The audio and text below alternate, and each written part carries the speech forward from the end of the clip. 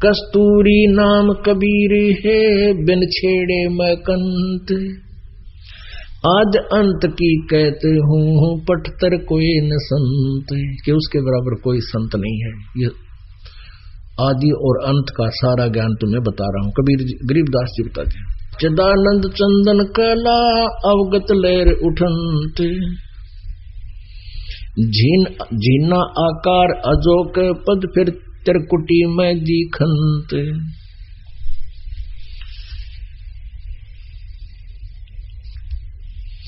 Nano मद निरखत रहे ये अवगत नाम कबीर, बेड़ा पार लगाए हूँ सुरत सरोवर तीर। दो नैनो बिच कमल है उजल हिरंबर धाम, शेष शेष पुनरटत है जिन्होंने पाया राम।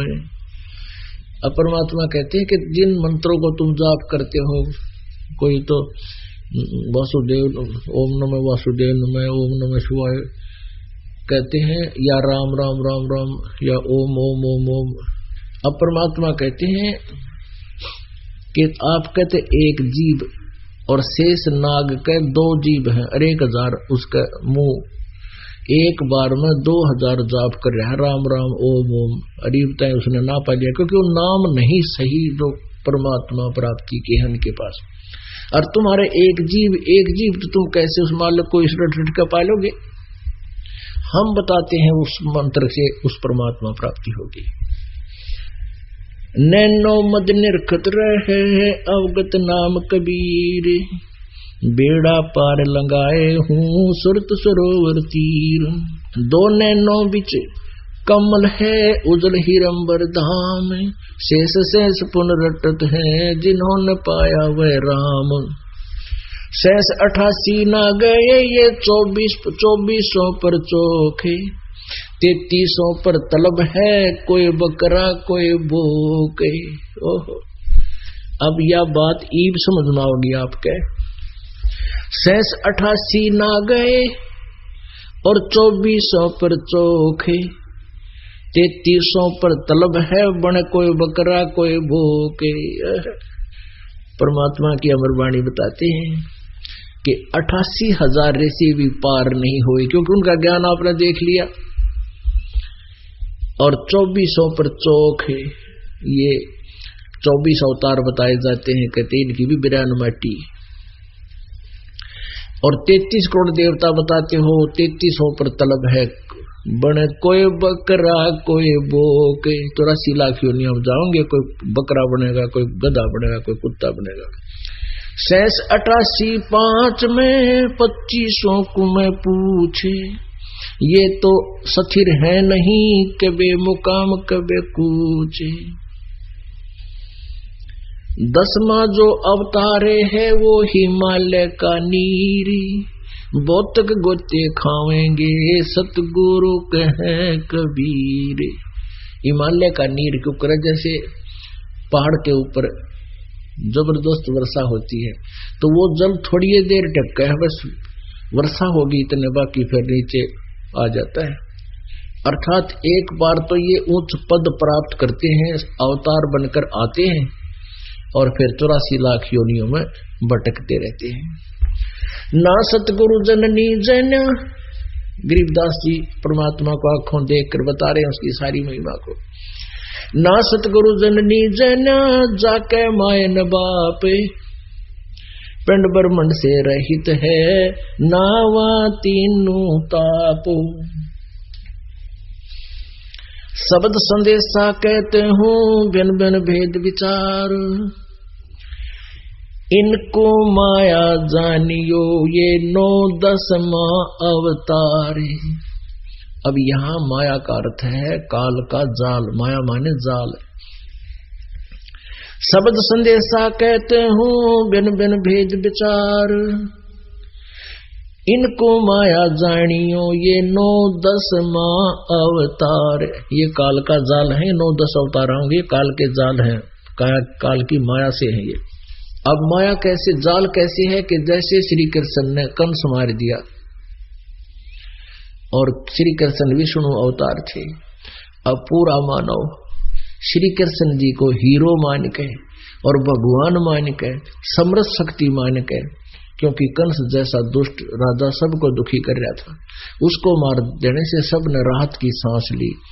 और सारे के सारे श्री कृष्ण जी उर्फ विष्णु जी के ऊपर आसक्त हो गए कि तो भगवान ने पड़ा है। यू था जाल शब्द संदेशा कहते हूँ बिन बिन भेद विचारे, इसको माया जानियो ये 9-10वां अवतारे। 9 आलिए 10वां और कहते सारे काल के जाल हैं इन। और यहाँ इतना इस तत्व ज्ञान के अभाव से यही प्राणी इतना नीच हो जाए ना, आगा पीछा देखता माया माया। जैसे अब वर्तमान में केस अतिथि गुजरी है, किसी भी क्षेत्र में देख लो, किसी राजनेता ने देख लो कि तो ये घोटाले हो रहे हैं, किसी भी क्षेत्र में देख लो, माया को मैं इतना दोगे आगा पीछा इज्जत बेइज्जती कुछ नहीं रही। और इतने अन्यायी होते जा रहे हैं वर्तमान के जितने अधिकारी कर्मचारी हैं, वो आगा पीछा नहीं देखते। और एक बार ऐसी स्थिति थी इन राजनेताओं की, यानी अक्षत्रियों की होगी थी, ये बहुत दुष्ट हो गए थे। उसमें ऊपर तक काल ने भेजा परशुराम जी, और परशुराम ने ये ऐसे काटे जैसे वृक्ष ने काटे न पत्ते झाड़ा करें। अब यह आदमी या तो ज्ञान तो माने नहीं, फिर काल के पास यू समाधान है कि तो फ्लड आ जाएगी, कि तो और भूकंप आ जाएगा, नौ समारेगा है, या फिर यू 10वां अवतार आवेगा नीकलंक, और फिर इन सब ने काटेगा जैसे परशुराम ने काटी थी, तलवार लेकर होगा बहुत बड़ी और सब ने काटेगा। क्यों यूं तो मानने को नहीं, मानने जो गिर रहे को नहीं, ज्ञान से मानते हैं। अब ये ज्ञान एक बार सबको मनावेगा, जो युदास के द्वारा परमात्मा ने ज्ञान प्रचार करवाया है, ये पूरे विश्व में फैलेगा। और इस ज्ञान के आधार से फिर देखियो आप करके दिखाइयो 2 नंबर का काम, लेकर दिखाना रिश्वत, ऐसी नौकती जहर दिखाई देगा आपको, क्योंकि हम ज्ञानहीन हो गए, अध्यात्म ज्ञान रहा नहीं, हम कति आगा पीछा नहीं देखते, विष खा रहे हैं ये 2 नंबर का काम करके और माया के पीछे दौड़ के। तो फिर वो कहते हैं 10वां अवतार आवेगा, वो फिर ऐसे काटेगा। कृष्ण कन्हैया राम है ये बलिबावन अवतार, हिरण्यकशिपु नरसिंह है ये काल के विस्तार। वो तो अचल अनूप है नूरी देह शरीर, वो परमात्मा तो नूरी शरीर वाला सतलोक में विराजमान है। और करता हो अवतर ये काल के रघुवीर, कहते भगवान बन का अवतार धारण करते ये काल के रघुवीर। धरता को करता कहें बड़ा अंदेशा मोहे, पारस पद भेंटा नहीं जिसको कहिए लोहे। लोक अलोकम दीप सब पूर्ण पद प्रकाश, धौरधरनी सब जावेंगे थिर सी आकाश। अब परमात्मा बताते हैं कि हम कैसे सतर गिर गया हमारा। हम सतलोक से जब आए आप लाल थे, लाल आप हंस थे, आप किसी का बुरा नहीं करते थे, आपस में प्यार में रहते थे, प्यार से। लेकिन काल ने यह बात सुहावे नहीं, क्योंकि ये अगर यहाँ विचलित ना होए, दुखी ना होए, इनके अंदर कोई विकार ना घुसोड़े तो ये भगवान बदलेंगे। तो हमें दुखी करने के लिए हमारे लिए इसने सारी व्यवस्था कर रखी है। जब तक हमारे अंदर सतलोक से आए, जब हम शक्ति भक्ति से परिपूर्ण थे, फिर इसने हमें रखा अपने सतलोक, उस ऊपर के लोक में, ब्रह्मलोक में। वहां इसने बड़े सुंदर पदार्थ बना रखे हैं, बड़ा नाचना गाना मारे में तो बना दिए कोई स्त्री पुरुष यहाँ के, और एक दूसरे को वहां फिर रख दिया टैक्स कि तुम्हारी पूंजी है, इस होटल में रहोगे तो ये किराया है, इसमें रहोगे ये इसका चार्जेज है। तो हमारे पुण्य खत्म जब हो लिए, फिर इसने या पृथ्वी रूपी जेल बना रखी है, यहां पटक दिए। अब क्या बताते हैं, मेरे हंसा भाई हंस रूप था जब तू आया, कबीर परमेश्वर जी हमें समझाते हैं कि मेरे हंसा भाई, ये मेरे हंस है, मेरे लाल, तू हंस था जब तू यहां आया, अपना स्वरूप भूल में भूला, ताते जीव कहाया। मेरे हंसा भाई, हंस रूप था जब तू आया, तू वहां से आया थी, तरह विकारी नहीं था तू। और अपना स्वरूप यानी तू कौन है, कहां से आया है, या भूल जाने से तू यहाँ जीव बन गया, एक रोटी खाते हाथ जोड़ता फिर नकली भगवान आ गए। अब क्या बताते हैं, लाल से हीरा भया, हीरे से भया मोती, मोती से शीशा भया, जब बेसरा जात और गोत।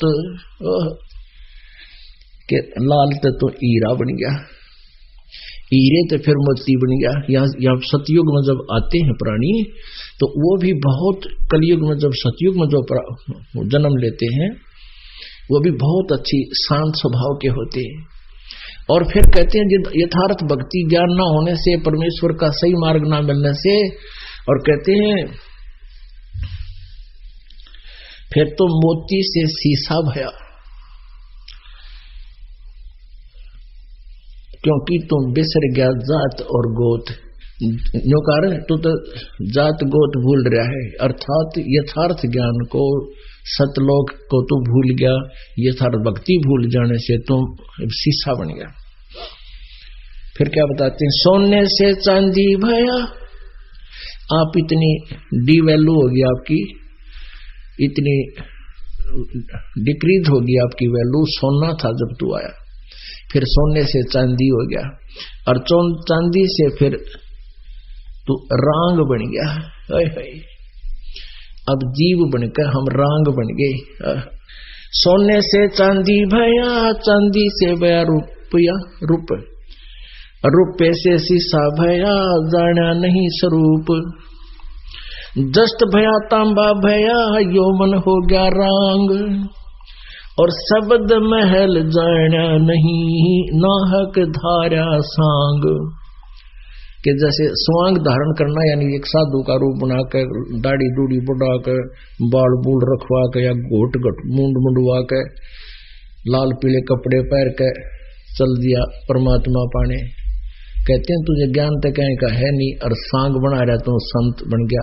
14 में पुर की कहूँ, 15 में पुर मेल, 16 पुर में सिंधु है, मान सरोवर खेल, कौडी गिट्टी संखले, दरियाओं की झाले, इन बातों क्यों पाइए, कर सतगुरु नजर निहाले।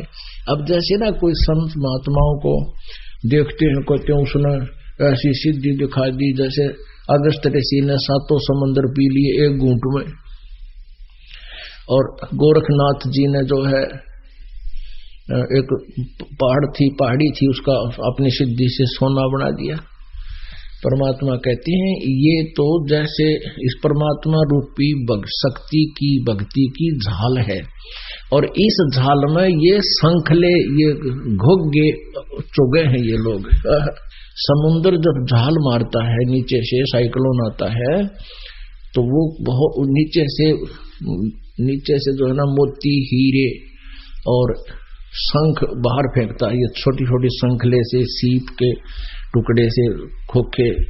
तो परमात्मा कहते हैं जो तुम भक्ति की झाल समझ रहे हो ना, ये रिद्धि सिद्धि देख कर, ये तो शंखले हैं। शंखले आपने देखे होंगे, जैसे वर्षा हो जाती थी ना, उसमें हम देखा करते गोल गोल सफेद सफेद से छोटे छोटे, उसने चिड़िया की पाचन कहा करते हम, तो वो शंखले से उस कहते हैं ये तो ऐसे शंखले हैं, ये वो सीप वाले मोती नहीं है, ये लाल नहीं है, जो सिद्धियां जो साधना तुम कर रहे हो, ये वो वस्तु नहीं है। क्योंकि कहते हैं गिट्टी, कौड़ी गिट्टी शंखले, ये तो कौड़ी गिट्टी कंचे, और ये शंखले यानी शंख से ये हैं, ये मोती नहीं है।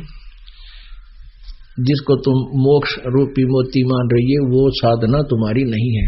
कौड़ी गिट्टी शंखले, ये दरियाओं की झाले, इन बातों क्या पाई, ये कर सतगुरु नजर निहाले। कहते इन तरह तुम अपने आप में बने फिरते हो ना विद्वान, इन बातों कुछ ना मिलेगा। उस तत्वदर्शी संत को नजर निहाल करो। गीता जी अध्याय नंबर 4 के श्लोक नंबर 34 में कहा है कि उस तत्वदर्शी संत से उस तत्व ज्ञान के बारे में पूछो, और उनको दंडवत प्रणाम करने से, कपट छोड़कर भी नम्रता पूर्वक प्रश्न करने से वो तत्वदर्शी संत तुझे उस परमात्म तत्व का ज्ञान कराओगे। अब क्या बताते हैं, घट में शोक सिलसिला ये सूतक बड़ा अंधेरे, ये दम गिनती के दिए तू फेर सके तो फेरे। अब जैसे हम आप जी ने नाम ले रखे हैं और कई भक्त आकर बताते हैं जी मेरा नाम खंड हो गया, मैं भी कैसे हो गया कि जी 2-3 दिन मैंने मंत्र कुछ नहीं करा, ना आरती करी, मैं भी क्यों ना करी, टेंशन हो गई थी। अरे भले आदमी टेंशन तो होगी, अब टेंशन का ट्रीटमेंट भी तो यूं है और से कोई इलाज को नहीं, इसमें यूं तो ना आपने छोड़ दी। अब क्या बताते हैं, घट में शोक सिलसिला और ये सूतक बढ़ा अंधेर, ये दम गिनती के दिए तो फेर से कहते फेर। अब ये आपके श्वास मनुष्य के गिन कर डाल रखे हैं, और इस शोक सिलसिले में इस कभी टेंशन है, कभी कुछ है। कई लोग हैं जी 2-3 दिन ब्याह हो गया था, मैं कुछ ना भक्ति कर पाया, वाह भाई इसे ब्याह न के गाड्डा जो भक्ति है ना खरीदने, किसी के ब्याह में गया था, बोला भक्ति ना कर पाया, मैं गया मोड़ तो बकवाद्या में लग गया रहा, भक्ति में क्या दिक्कत थी तेने। अब परमात्मा हमें यही ज्ञान देना चाहते हैं। कबीर परमेश्वर जी कहते हैं कि सुख के माथे पत्थर पड़ो, अरे यो नाम हृदय जा, और बलिहारी उस दुख के जो पल पल नाम रटावे। आग लगे से सुख का जिस तो भगवान में की बोल पड़े, और बलिहारी उस दुख के जो पल पल नाम रटावे। हे भगवान ऐसा सुख भी ना दिए जिससे आपसे दूर हो जावे। परमात्मा हमें याद दिलाते हैं कि तुम मांगो तो इस तरह वस्तु मांगो मेरे ते, कि हे भगवान इसे सुख को मुझे मत देना जिसके कारण मैं आपसे दूर हो जाऊं। ऐसा दुख भी दिए रहना अपने दास को, आपकी याद बनी रहे। घट में शोक सिलसिला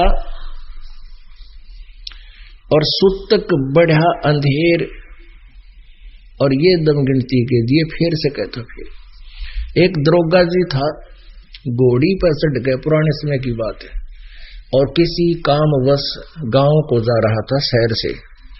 आगे एक किसान रहट चला रहा था।